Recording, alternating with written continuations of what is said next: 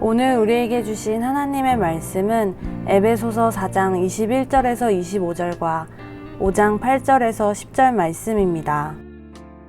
진리가 예수 안에 있는 것 같이 너희가 참으로 그에게서 듣고 또한 그 안에서 가르침을 받았을진데 너희는 유혹의 욕심을 따라 썩어져가는 구습을 따르는 옛사람을 벗어버리고 오직 너희의 심령이 새롭게 되어 하나님을 따라 의와 진리의 거룩함으로 지으심을 받은 새 사람을 입으라. 그런즉 거짓을 버리고 각각 그 이웃과 더불어 참된 것을 말하라. 이는 우리가 서로 지체가 됨이라. 너희가 전에는 어둠이더니 이제는 주 안에서 빛이라. 빛의 자녀들처럼 행하라. 빛의 열매는 모든 착함과 의로움과 진실함에 있느니라.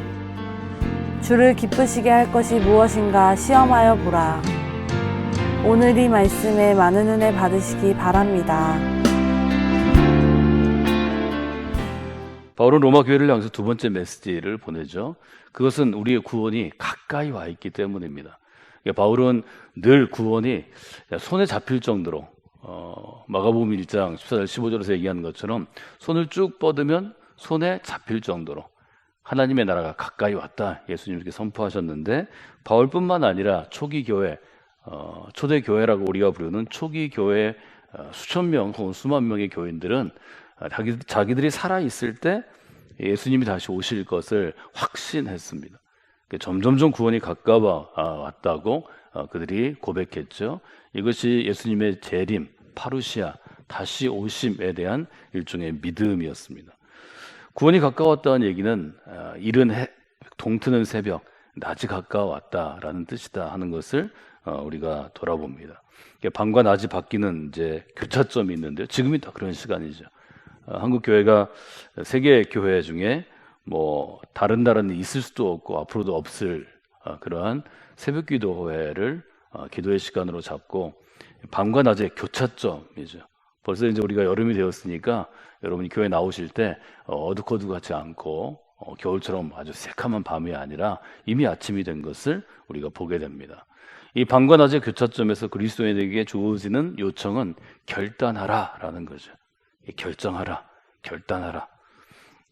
사람이 살아가면서 책임 있는 삶 혹은 가치 있는 삶, 아니면 사회적으로 보상을 받는, 예를 들면 성공하는 삶을 살기 위해서는 가장 중요한 게 결정해야 할 때 결정하는 것입니다. 대부분의 사람들이 결정하는 것을 어려워합니다. 그래서 여러분들이 뭐 자기 개발 서적 중에 한국에서 베스트셀러가 된 책들을 지난 30년간 한번 생각해 보면 뭐 책 제목 중에 그런 게 있어요. 바보들은 고민만 한다. 결정하지 못한다는 거죠.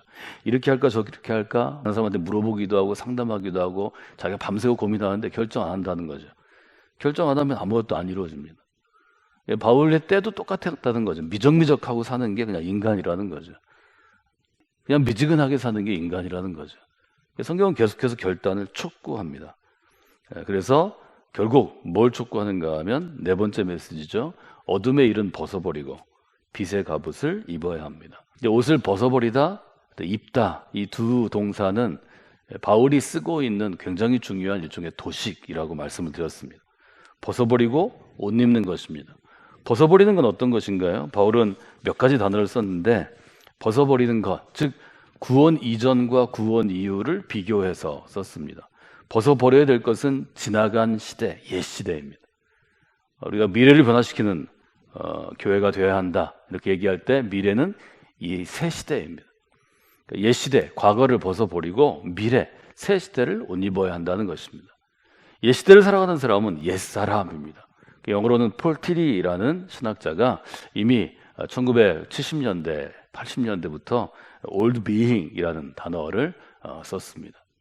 새 시대는 new being, 새로운 존재로 살아가는 것입니다. 그래서 어둠의 일을 벗고 옛 시대의 옷을 벗어버리고 빛의 갑옷을 입는 것, 새로운 시대의 옷을 입는 것이 우리가 해야 할 일이라는 거죠. 이 부분을 에베소는 뭐라고 표현하는가 하면, 너희가 전에는 어둠이더니 이제는 주 안에서 빛이라, 빛의 자녀들처럼 행하라 이렇게 쓰여 있습니다.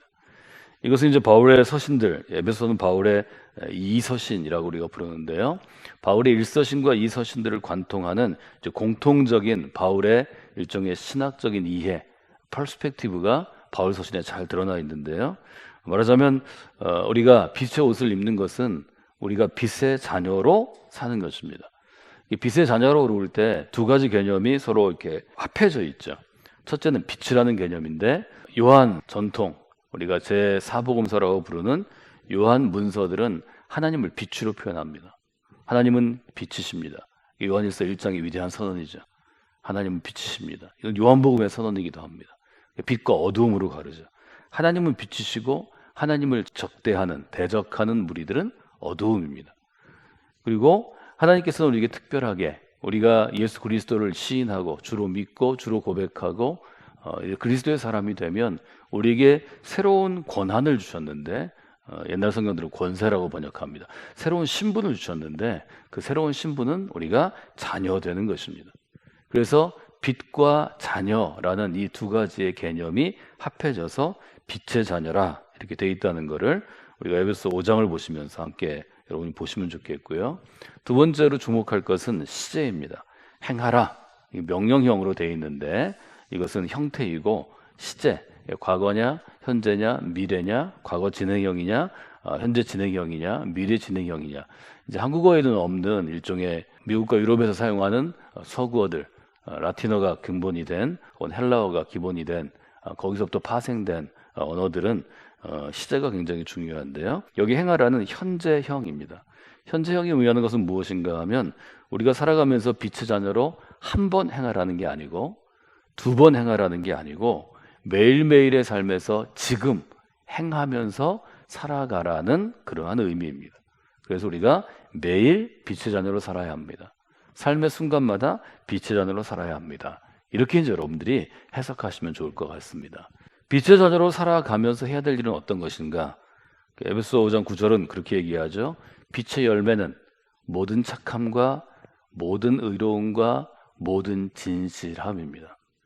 빛의 자녀로 살아간다는 것은 뭘 얘기하냐면 빛의 열매를 맺는 일인데 빛의 자녀로 살아가면 결국 그 결과로 그 선물로 열매 맺음이 주어지는데 빛의 열매가 착함과 의로움과 진실함에 있다. 이렇게 쓰고 있습니다. 우리가 과연 빛의 자녀로 살아갈 때 우리의 삶이 어떻게 일종의 변화될 것이냐. 결국 신앙생활은 변화를 가져오는 것인데 변화는 어제의 나와 오늘의 나가 다른 거죠. 과거의 나와 미래의 내가 달라지는 것입니다. 그 변화를 알 수 있는 세 가지의 아주 기초적인 기준이 있는데 첫째는 더 착하여졌는가, 둘째는 더 의로워졌는가, 셋째는 더 진실해졌는가. 뭐 이 세 가지 정도 질문이면 우리가 충분히 우리 자신이 신앙 가운데서 제대로 신앙생활하고 있는가를 돌아볼 수 있는 거죠. 예를 들면 여러분들이 신앙생활을 하면서 예수 그리스도를 믿은 다음에 성도로 주의 제자로 그리스도인으로 열심히 살아가려고 그러는데 너는 어떻게 1년 전보다 애가 더 나빠진 것 같아. 더 사람이 악해졌어. 사람이 더 형편없어졌어. 야, 사람이 어떻게 이렇게 망가져? 이런 소리를 들으면 그것은 우리가 반드시 돌아보고 시험해야 될 문제가 된다는 거죠. 여기 10절이 아주 분명하게 이야기하고 있죠. 주를 기쁘시게 할 것이 무엇인지 시험해보라. 바울은 이 점에서 굉장히 여러 번 교인들에게 얘기합니다. 뭐 다른 거 이런 거 따져보지 말고 내 자신이 믿음에 있는가를 스스로 테스트해보라는 거죠. 스스로 시험 쳐보라는 거죠. 첫 번째 열매는 어떤 것인가요? 착함의 열매입니다. 성경이 우리에게 요구하는 것이 그렇게 복잡하지 않습니다. 신앙생활을 하면서 그리스도인을 살아가는 것이 뭐 이게 3년 4년 신학교에 가가지고 배워야 할 정도로 복잡하지 않습니다. 오늘 우리가 에베소에 집중한다면 딱 세 가지를 지키면 우리가 신앙생활 잘할 수 있습니다. 우리가 하나님 앞에서 뭐 별로 어려운 게 없습니다. 첫째는 착함의 열매가 맺히도록 살아가는 것입니다. 착함의 마음을 품도록 노력하고 착함의 언어를 사용하도록 말하도록 노력하고 착함의 행동을 하도록 하면 좋은 것입니다. 헬라어가 착함으로 번역된 헬라어는 두 가지 의미를 갖고 있는데요. 영어로 번역할 때 딱 두 단어로 번역합니다. 하나는 good입니다. 하나는 nice입니다. 우리가 쓰는 영어 중에서 good job이라는 영어 있죠. 어떤 일을 하는데 뭐 그 형편에 맞게, 그 수준에 맞게 잘 되면 잘했어, 이런 표현입니다. 사람을 부를 때 nice guy 이렇게 얘기합니다. 그 사람 멋진 사람이야. 그 사람 쿨해. 그 사람 깔끔해. 굿과 나이스가 두 가지로 번역되는데, 하나는 착함으로 번역되고 하나는 선함으로 번역됩니다. 성령의 9가지 열매 중에 양선이라는 단어가 있죠. 그것은 아주 많이 선하다 이런 뜻입니다. 선함입니다. 이 선함을 얘기하는 것은 혼자 내가 홀로 서 있을 때는 선과 악을 구분할 수 없습니다. 사람이 선하다, 이것은 어디서 구분이 되는가 하면 다른 사람과의 관계 속에서 규정할 수 있습니다.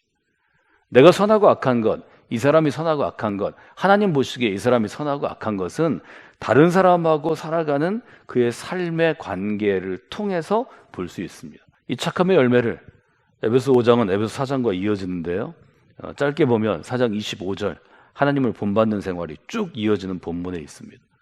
이 4장 25절은 우리가 새가족학교, 또 제자훈련학교, 또 리더 양육학교에서 여러분에게 암송하도록 강조하는 에베소 4장 17절로부터 22절 옛사람과 새사람의 일종의 규정, 정의와 연결되어 있습니다. 옛사람을 벗어버리고 새사람이 되는 것, 이것을 제일 잘 정리한 구절이 에베소서 4장 22절, 23절, 24절입니다.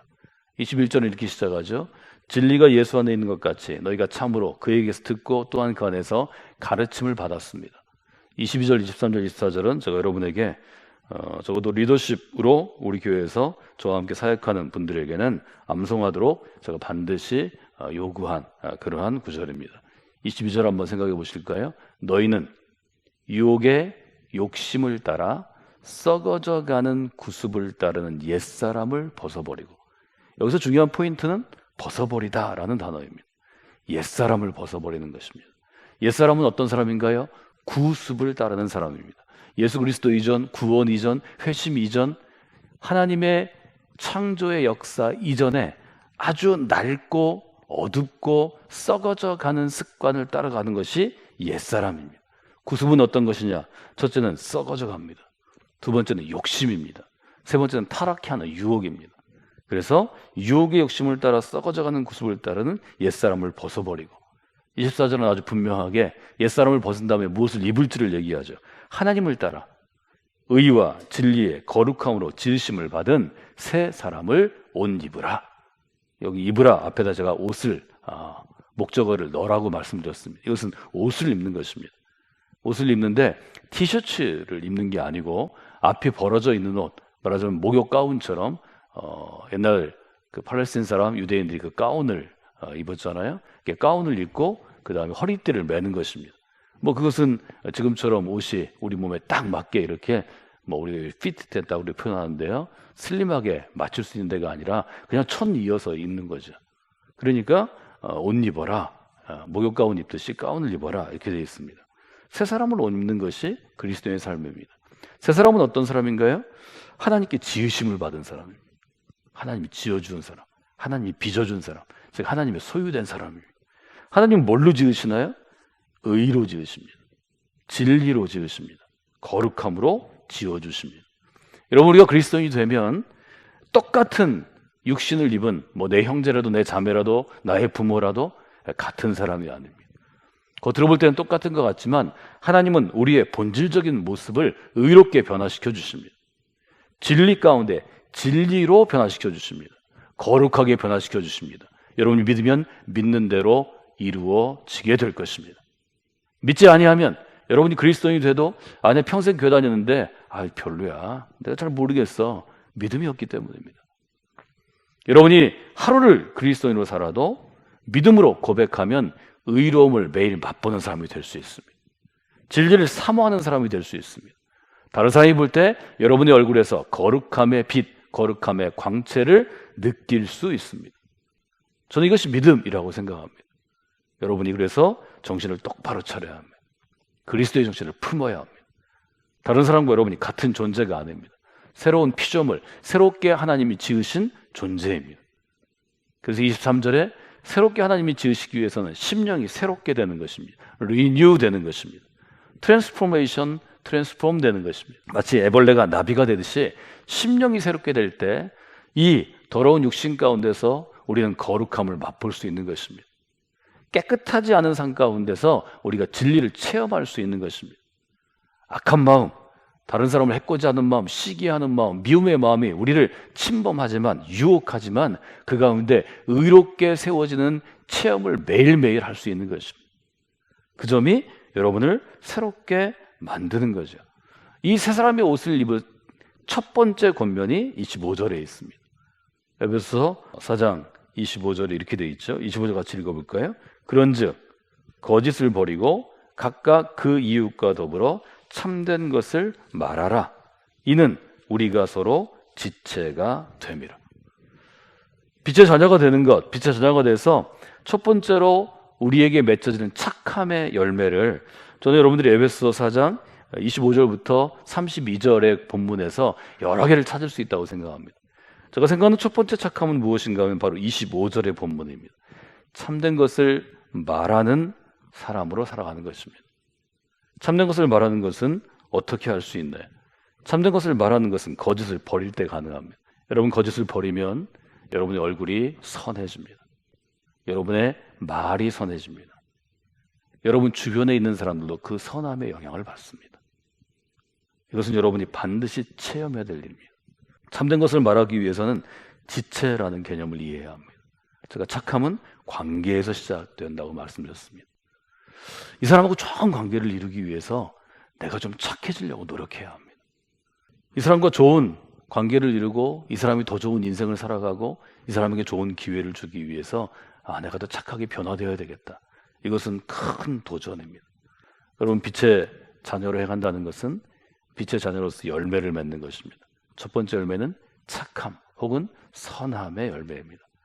저는 여러분들이 우리 교회에서 신앙생활 하시면서 믿음으로 그리스도와 동행하시면서 적어도 한 10년쯤 같이 한 사람에게 그 사람은 참 선한 그리스도인이야.